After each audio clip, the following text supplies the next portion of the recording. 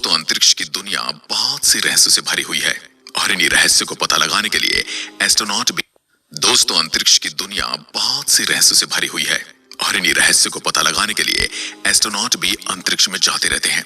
लेकिन इतने बड़े अंतरिक्ष में ये एस्ट्रोनॉट कई महीने तक कहां पर रुककर अपनी रिसर्च पूरी करते हैं?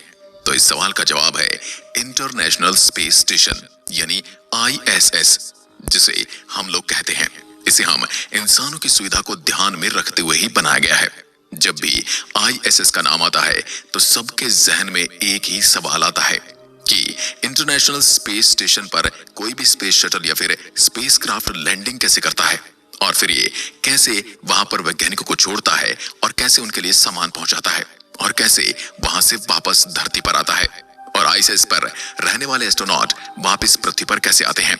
आज हम आपको अपने इस वीडियो में इन्हीं सवालों के जवाब देने वाले हैं।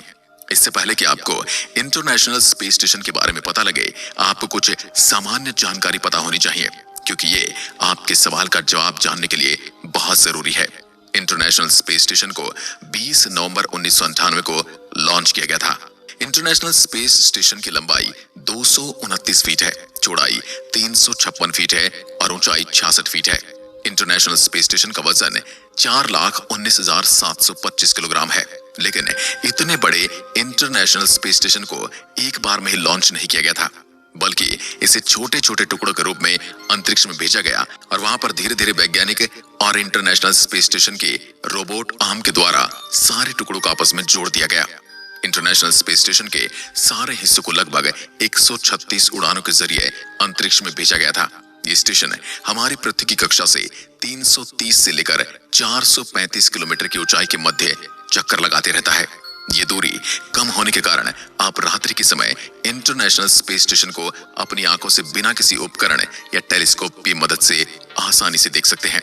इंटरनेशनल स्पेस स्टेशन पृथ्वी के चारों ओर 7.67 किलोमीटर प्रति सेकंड की गति से चक्कर लगाता है, यानी कि 1 घंटे में 27,600 किलोमीटर की दूरी तय करता है और हर 92 मिनट में पृथ्वी का एक चक्कर पूरा कर लेता है, यानी कि एक दिन में पृथ्वी के 15.5 चक्कर लगा लेता है।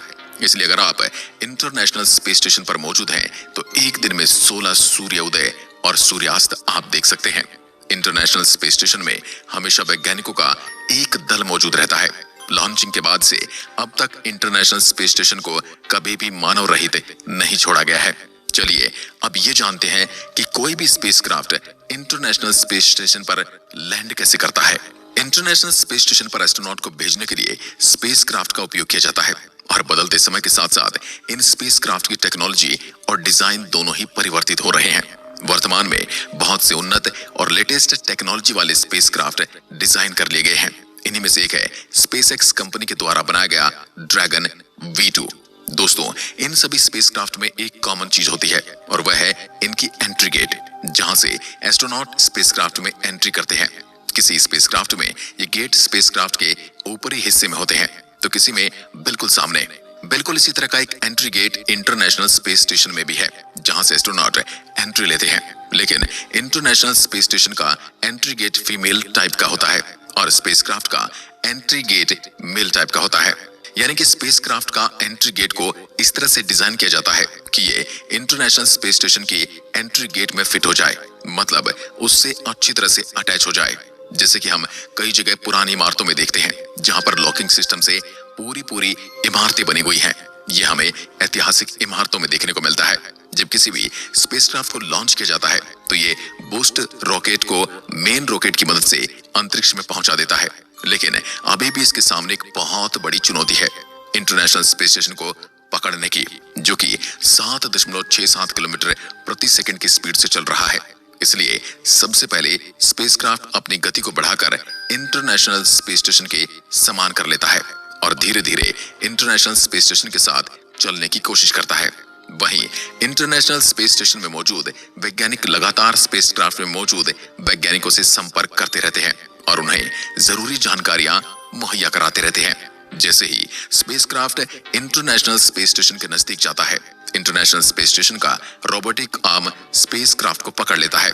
रोबोटिक आर्म स्पेस स्टेशन के लिए एक हाथ की तरह काम करता है, जिसके द्वारा इंटरनेशनल स्पेस के खराब हिस्सों को बदला जाता है और अंतरिक्ष यात्री भी इसकी मदद से स्पेस वॉक के लिए बाहर आ सकते हैं। स्पेसक्राफ्ट के एंट्री गेट को रोबोटिक आर्म द्वारा बड़ी सावधानी से इंटरनेशनल स्पेस स्टेशन के एंट्री गेट से अटैच कर दिया जाता है और जैसे ही ये दोनों गेट एक दूसरे में समा जाते हैं तो इंटरनेशनल स्पेस स्टेशन में मौजूद वैज्ञानिक एंट्री गेट को खोल देते हैं। उधर दूसरी तरफ स्पेसक्राफ्ट में मौजूद वैज्ञानिक भी स्पेसक्राफ्ट का दरवाजा खोल देते हैं। अंतरिक्ष में गुरुत्वाकर्षण बल तो बिल्कुल भी नहीं होता, इसलिए वहां हर चीज हवा में तैरती रहती है और इसी का फायदा उठाते हुए स्पेसक्राफ्ट में मौजूद एस्ट्रोनॉट आसानी से हवा में तैरते हुए इंटरनेशनल स्पेस स्टेशन में प्रवेश करते हैं। यहीं पर एक महत्वपूर्ण बात यह है कि आईएसएस और स्पेसक्राफ्ट इतनी अच्छी तरह से आपस में जुड़ जाते हैं कि बाहरी वातावरण से एक सूक्ष्म जीवाणु भी अंदर नहीं आ सकता। अंतरिक्ष यात्रियों को अंतरिक्ष में एक निश्चित समय के लिए ही भेजा जाता है। उसके बाद नए वैज्ञानिकों का दल अंतरिक्ष में चला जाता है और पुराना वाला दल अपने रिसर्च के परिणामों के साथ वापस पृथ्वी पर आ जाता है। अब समय है इंटरनेशनल स्पेस में पिछले कुछ महीने से रह रहे एस्ट्रोनॉट की घर वापसी का। नए वाले दल के इंटरनेशनल स्पेस स्टेशन में प्रवेश करने के कुछ समय तक उनका मेल मिलाप होता है। एक दूसरे के मिलने के बाद पुराना वाला दल उसी एंट्री गेट से स्पेसक्राफ्ट में प्रवेश करता है। स्पेसक्राफ्ट में जाने के बाद दोनों तरह से एंट्री गेट को बंद कर दिया जाता है और स्पेसक्राफ्ट धीरे धीरे इंटरनेशनल स्पेस स्टेशन से अलग हो जाता है। अलग होने के बाद ये पृथ्वी की कक्षा में प्रवेश कर रनवे पर लैंडिंग कर लेता है। इस तरह एस्ट्रोनॉट इंटरनेशनल स्पेस स्टेशन से पृथ्वी पर वापस आते हैं। वहीं स्पेस स्टेशन पर मौजूद यात्रियों को समय समय पर जरूरी सामान, उपकरण, खाने पीने की वस्तुएं और पानी मानव रहित विमानों के द्वारा पहुंचा दिया जाता है। और आजकल ये काम एलन मस्क की कंपनी स्पेसएक्स अपनी लेटेस्ट टेक्नोलॉजी की मदद से आसानी से कर रही है।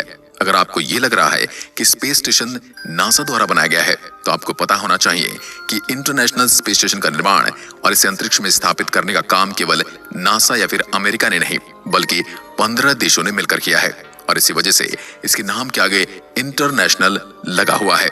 इन 15 देशों में हमारा भारत शामिल नहीं है। दोस्तों, इंटरनेशनल स्पेस स्टेशन को बनाने में करीब 11 लाख करोड़ रुपए से ज्यादा का खर्च आया था। इससे पहले 2011 तक ही अंतरिक्ष में रखने की बात की गई थी, लेकिन बाद में इसे बढ़ाकर